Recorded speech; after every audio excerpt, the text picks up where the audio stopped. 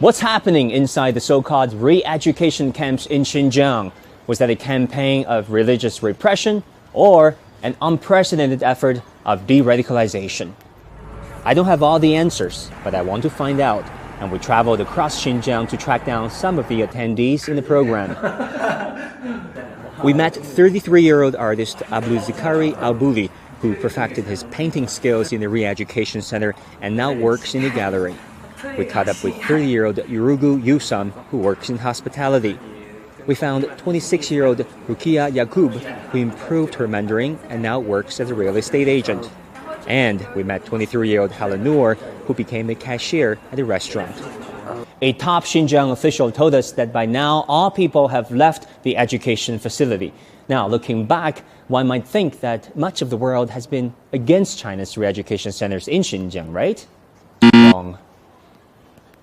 Yes, 22 Western countries and Japan wrote a letter to the UN criticizing China's Xinjiang camps, but 54 countries, most of them Muslim-majority states, defended China's counter-extremism efforts in Xinjiang, commending China in its development policies there and in, quote-unquote, promoting care to its Muslim citizens. And they probably have a point. China has built at least 35,000 mosques, more than France's 2,300, America's 2,106, and Great Britain's 1,600.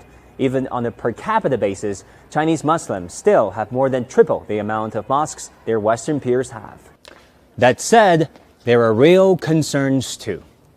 Many reports said that the mosques here have been demolished on a large scale. Is that true? Xinjiangda azto'la masjid chiqilgan ishlarmi bor. Shu masjid nihoyatda uzun tarixga ega, ko'nirib ketgan, ham o'rlib tushish xatarlik bo'lib qolganligi uchun biz chiqib uni boshqa yerga soldik. Har qanday vaqtida, har mahallada kishilar chirib bemalol namoz o'qib chiqa oladi. It's all about perspectives, and many people still have the impression that in China, Islamophobia is real and terrorism is not.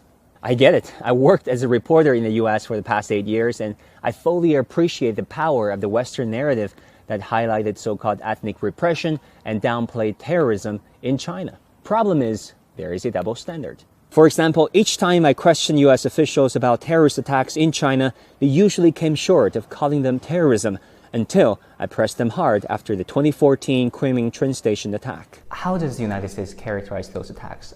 We've been very clear in condemning all forms of terrorism, and we've condemned these attacks. Are they terrorist attacks? Yes, we've called them terrorist attacks. Yet Western media did not follow suit.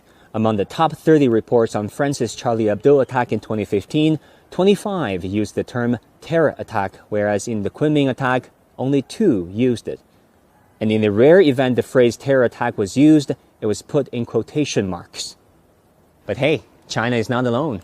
Harvard scholar Sean Darling Hammond's research showed that in November 2015, 3 attacks took place in Paris, Beirut, and Baghdad around the same time. There were 392 articles about the attack in Baghdad, 1,292 about the one in Beirut, and 21,000 on the Paris attack. Around the globe that year, for each Western life lost to terrorism, there were 665 Western reports, and for each non-Western life, only 60. So next time anyone tells you that China doesn't have a terrorism problem and only an Islamophobia issue, you'd better ask him where he got his data.